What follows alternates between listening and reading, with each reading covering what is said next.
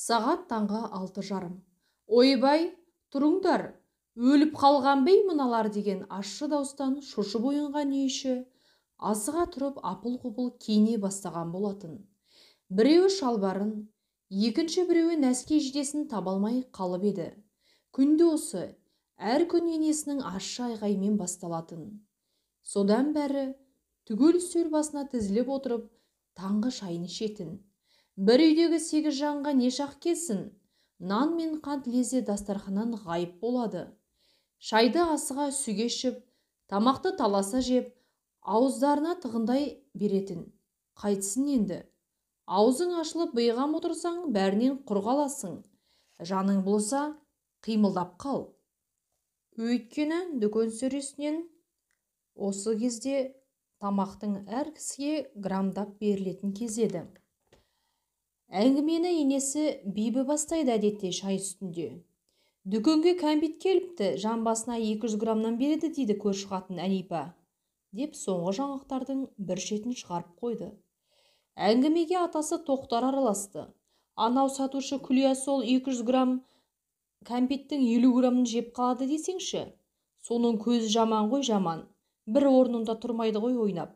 Жегені желкесінен шығара бір күні деп әйеліне жеп беріп қостап қойды. Сонымен 8 адамға 1 кило 600 грамм кәмпит келеді екен. Барабы алайық деп Бибі шалына қарап, шайын сораптай отырып ішті. Әй, сен сораптап шай ішіп отырғанда түк қалмайды ғой. Бол деп Тоқтар орнынан тұрып кетті. Таңғы оразамызды ашпаймыз ба, бейшарау? О несі? Деп Бибі отағасына жақтырмай қарап. Бұлар келгені дүкен әлі ашылмапты. Кешіктіріп жатыр. Кәмпит алуға ауылдың барлық әйелдері келген. Кезекке тұрып дүкеннің ашылуын тыпыршып күтіп тұр. Тығатындарын тығып болмаған ғой мыналар. Әй Күлия, аш, қашанғы тұрамыз? Аяғымыз талды ғой түге, деді ауылдағы батырана Қамажай шыдамай. Әйелдер Қамажайды қостап шулап кетті. Күлия, аш, ашпасаң бұзып кіреміз. Неге дүкенді уақытында ашпайсың? Әкеңнен қалған дүкен емес. Бол деп шулап қоя берді. Өлдім талдым дегенде дүкенде ашылып, әйелдер лап қойды ішке қарай. Күлия да оңай жау емес, келсең кел деп тұр.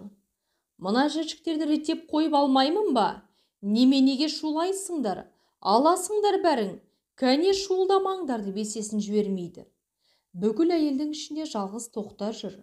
Соғыс ардагері тіпті кезексіз алады сол кәмпитті.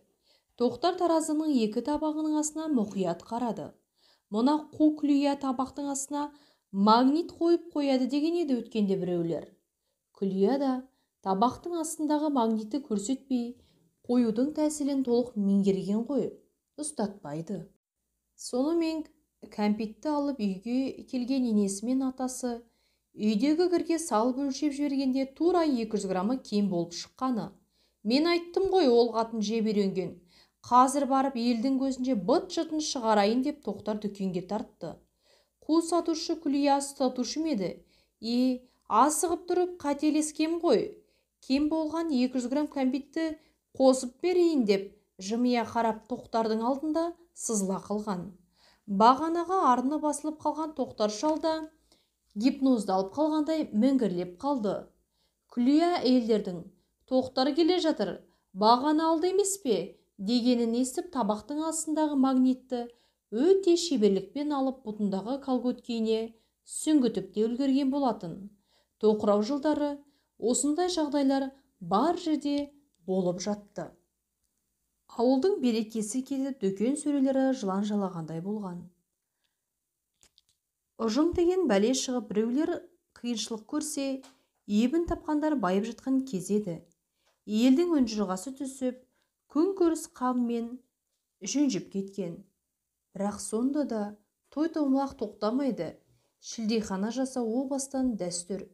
Әйтеуір ащы су дастарханнан табылып, мұрны қышығандар қуанып қалатын. Арақ жасау технологиясын меңгерген саудагерлердің саудасы қызып, қарқ боп қалған кез еді. Әкелінген кәмпит кілеттегі сандықтың ішіне салынды. Одан соң енесі қара құлыпты салып тастады. Сандықта не жоқ дейсің? Әбден қатып қалған шоколад, печенье, пряник бәрі бар. Бірақ жеуге жарамсыз. ескіріп кеткен шоколадтардың құрттап кететін бірінші рет көрген сонда Зәмзәгүл келін. Қойшы әйтеуір, кәмпиттің жыры осы болса, жаз болса, шыбын науқаны басталатын. Жазда шыбын қаптап кетеді ғой. Шыбын өлтіру, шыбын айдап қуып шығу. Бұның бәрі Зәмзәгүлдің жүйкесіне тиетін. Шыбын қуып шығып, шыбын айдамай тамағыңды ішпейсің. Әйтпесе шыбынды жеп қоюың да мүмкін. Таң атпай қолдарына орамал, мата, киімді алып шыбын қуатын. Қаптаған шыбынды қой айдағандай қылып қиқулатып қоятын. Бірде несі, анау Мағыш кемпір шыбындарын бізге қарай қуып жіберіпті. Кәні соларды қуып шығамыз деген соң, құлаққа тыныштық болсын деп, қолына ілінген киімді алып сатырлата жөнелетін. Қойшы, шыбын қуу деген үлкен бір жұмыс болатын. Осындай істен әбден жалыққан қайнысы Әсет: «Мама, қойыңызшы, шыбындар сөзі қам екен, көршімен тату болу керек қой» дейтін. Бірде бұған енесі қатты ашуланған. Оған ешкім келіп бетіне тура айта алмайтын бұлай. Орыстың жаңа жылын асыға күтетін. Санаға сіңген әдет қой. Қолыңдағы жалғыз қойыңды сатсаң да жаңа жылдық стол жасау міндетің. Әрине, арақ болмаса елі сөгіп кетеді, түк те жоқ деп. Ауылдағы 50 шақты үйге кезек-кезек кіріп шығуда дәстүр. Әйтпесе өкпелеп қалар деген желеумен таң атқанша қыдырады ел. Ол кезде үйді жауып құлыптап кету деген ойда жоқ. Балаларға бірдеңе боп қалар деген ойда жоқ. Әйтеуір есігін кім келсе де ашық ол күні. Әдет қой, жаңа жыл бәрімізге құт әкелетіндей күтуші едік. Қазір жасымыз келген сайын осының бәрін ой елегінен өткізе қарайтын болдық. Не деген дарақылық, санасыздық деп ойлап қоямыз. Қазір ақшаң болса бәрі бар да сатып ал керегіңді. Біз коммунизмге жетеміз деген ұрпақ едік. Әлгі білгіш Маркс айтыпты ғой, коммунизмді елестеп. Сол елестің соңынан әлі келеміз бе, білмедім. Осы тұңғыш ұлы дүниеге келгенде күйеуі сонау Алматыдан бір чемоданмен әкелген ащы суды, талон деген бәлемен береді екен. 4 күн қатарынан барып алыпты осы арақты, очередке тұрып. Үйге келген кісіге ащы су құймасаң, сынап мінеп кететін ол кезде. Бәленшенің үйіне барып едім, қурап отыр екен деп аңыз қылатын болған. Қымыз берсең ішіме жақпайды деп ренжіп кетеді. Қолдан арақ самапал жасаушылар көбейіп кеткен. Қытайдың жүнжін деген арағы шығып, 2 стаканнан соң адамның басы істемей қалатын. Есі де өте сасық. Қоқытайлар не жасамайды дейсің, көздері сықсиып. Талайды жұтты сол жүнжін. Қойшы, осының бәрін көрдік қой, деді Зәмзәгүл апай.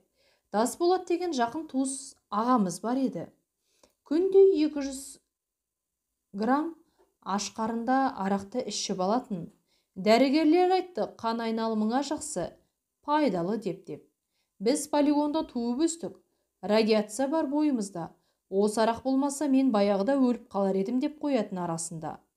Қазір шүкір, ел сауатты өмірге бет бұрып келеді. Жастар да зиянды әдеттерден аулақ болып өсуде.